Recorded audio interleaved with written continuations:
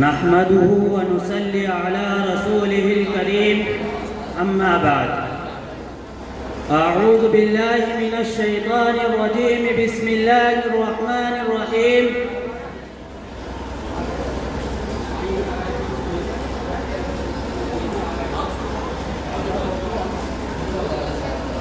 قال رب اشرح لي صدري ويسر لي امری واحلل عقدۃ من لسانی یفقہوا قولی صدق اللہ العظیم۔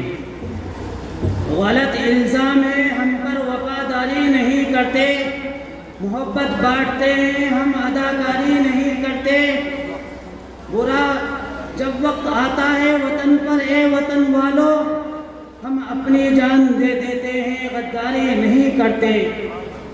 میرے محترم دوستو، اللہ رب العزت کا بہت بڑا کرم، اس کا احسان ہے کہ اللہ رب العزت نے ہمیں اور آپ کو یہاں جمع فرمایا، مجھے کچھ کہنے اور سننے کی توفیق عطا فرمائی۔ میرے استاد محترم حضرت مولانا کامل صاحب دعوت برکاتہم عالیہ تشریف فرما ہے۔ مجھے جو موضوع ملا ہے حضرت حافظ محمد ضامن شہید کے بارے میں موضوع دیا گیا ہے۔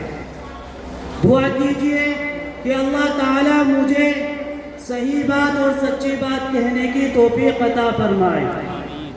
یہ جو عنوان رکھا گیا ہے، یہ عنوان 26 جنوری کے موقع پہ رکھا گیا ہے۔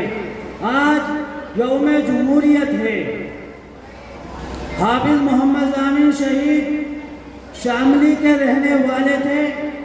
ان کی عمر 44 سے 45 سال غالباً رہی ہے۔ یہ اس دنیا کو چھوڑ کر جا چکے تھے، مگر ہاں عمر فاروق رضی اللہ تعالی عنہما کی حال سے ہیں۔ حضرت حافظ محمد ضامن شہید کا مرتبہ اللہ رب العزت نے بہت بڑا مرتبہ دیا تھا۔ دارالعلوم دیوبند جیسا ادارہ ان سے بات معلوم کرتا تھا، اور دارالعلوم جیسے علماء اکرام حضرت حافظ محمد ضامن شہید سے مشورہ لیتے تھے۔ حاجی امداد اللہ مہاجر مکی، حضرت مولانا عبید اللہ سندھی جیسے لوگ اس موقع پہ آتے تھے اور ریشمی رومال کی تحریک کرتے تھے۔